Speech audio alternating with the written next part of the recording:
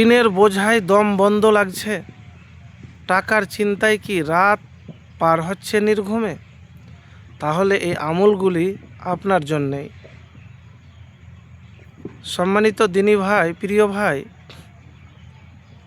আমি যে আমলের কথা বলবো একবার করে দেখুন। প্রতিদিন সকাল কি শুরু হয় বুক ভরা অস্থিরতা নিয়ে? পাওনাদারের ফোন, ব্যবসার চাপ, সংসারে হিসাব, সব মিলিয়ে জীবনটা কি ক্রমে সংকুচিত হয়ে আসছে? মনে হচ্ছে সামনে আর কোনো পথ নেই, রাস্তা নেই। একটু থামুন, গভীর করে ভাবুন। আপনার রিজিক আপনার হাতে থাকা টাকার অঙ্ককে সীমাবদ্ধ নয়। আপনার রিজিক সেই পরিমাণেই যা আল্লাহ তাআলা আপনার জন্য নির্ধারণ করেছেন। তিনি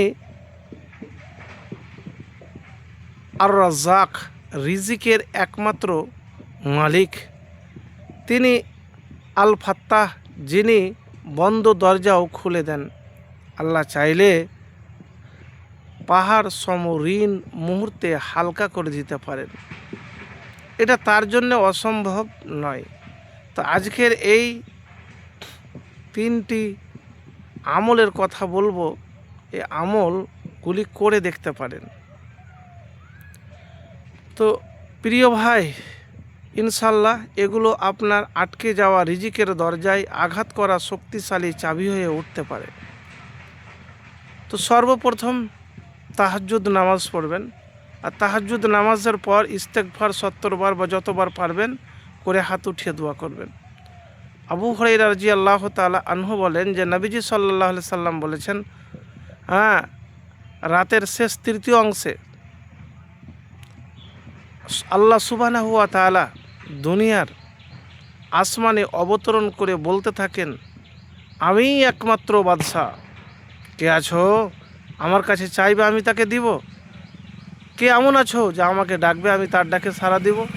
কে এমন আছো যে আমার কাছে ক্ষমা চাইবে আমি তাকে ক্ষমা করব?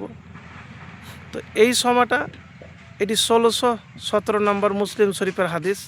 তো এই আমল যদি করতে পারেন আর কিছু লাগবে না। ধৈর্য ধরে নিয়মিত তাহাজ্জুদের পর ইস্তেগফার করার পরে হাত উঠিয়ে আপনি আল্লাহ সুবহানাহু ওয়া তাআলার কাছে দোয়া করবেন।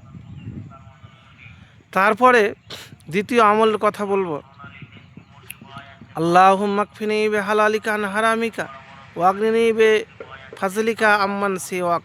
হে আল্লাহ, তোমার হালাল রিজিক দিয়ে আমাকে যথেষ্ট করো, আর তোমার অনুগ্রহে আমাকে তুমি ছাড়া অন্য সবার মুখাপেক্ষী হওয়া থেকে মুক্ত করো। এই দোয়াটি সকালে সন্ধ্যায় বেশি বেশি পড়বেন, তার আগে দুরূদ শরীফ পড়বেন, পরেও পড়বেন। প্রিয় ভাই, তাহলে 2টি আমল হলো। 3 নম্বর আমল হলো পরিশ্রম করা, মেহনত করা।